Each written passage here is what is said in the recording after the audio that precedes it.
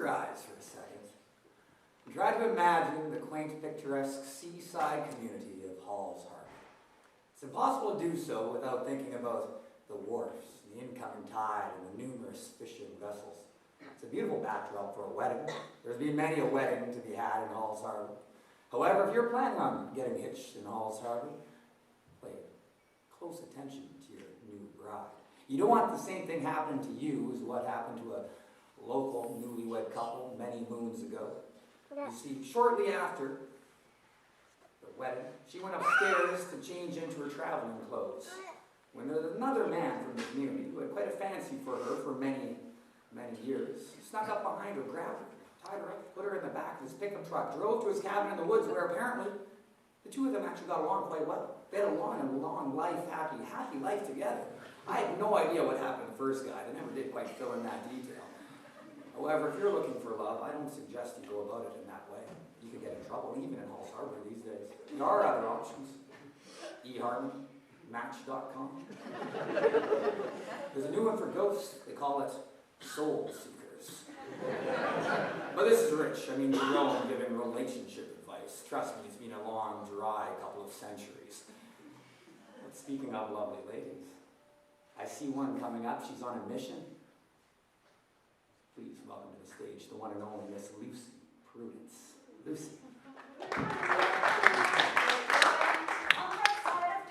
We do take our stand. We don't use tobacco because we do think that the people who use it are likely to drink. Away, away with rum by gum, with rum by gum, with rum by gum. Away, away with rum by gum, the song of the Temperance Union. Down with demon rum, lips that touch liquor shall never touch mine. What's that, Miss Prudence? The evils of alcohol, Jerome. I pray to the good Lord in heaven that you do not dabble with Satan's drink. Absolutely not. Oh, that's good to know. And not like the men in my village. I'm sure you gentlemen are far better controlled than the ones found in Halls Harbour. Snap. Did you hear what happened during the Great War? Well, did you? No. Well, let me tell you. Didn't a Red Cross boat sink off the coast of St. John? And what do you suppose happened to all that cargo? What? Well, it floated right up on the bay. And what was in that cargo, you ask? What? None other than surgical alcohol. Well, those men went down to the shore and hauled up those cases, and being the sorts that they were, they decided to drink the evil liquid.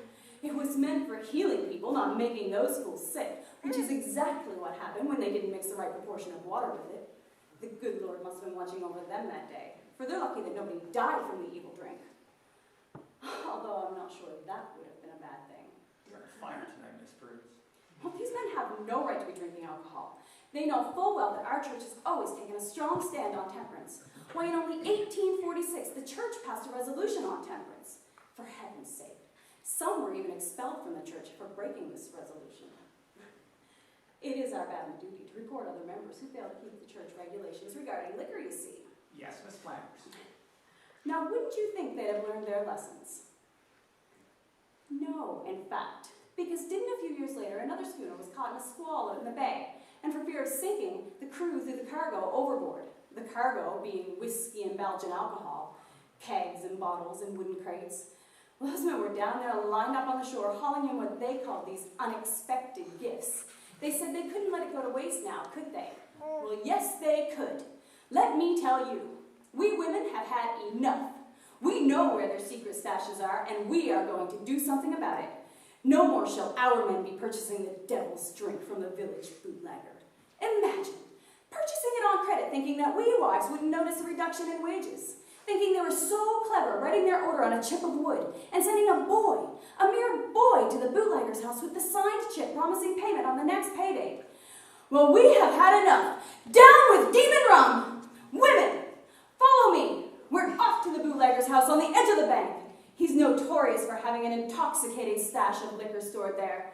We shall gather there and join forces, and with a mighty hee-ho, we shall drive that house over the cliff. It shall be our finest hour. Come, ladies.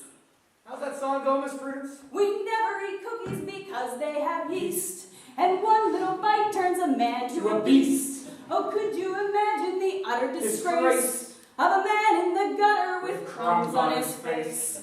We never drink water, they mix it with gin. And one little sip and a man starts to grin. Oh, could you imagine a sorrier sight than a man sipping water and grinning all night? Away, away with rum by gum. Everyone, Rum by gum, with rum by gum. Away, away with rum by gum. The song of the temperance union. Go well, Miss Prudence. Till next time, Jerome. Shortly after this incident happened, the bootlegger rebuilt, and that thirst for alcohol kind of crept back into Halls Harbour. Another signed chip of wood came to the bootlegger with the new order. It was promptly returned to the men with a note that said, "No more chip orders, cash only."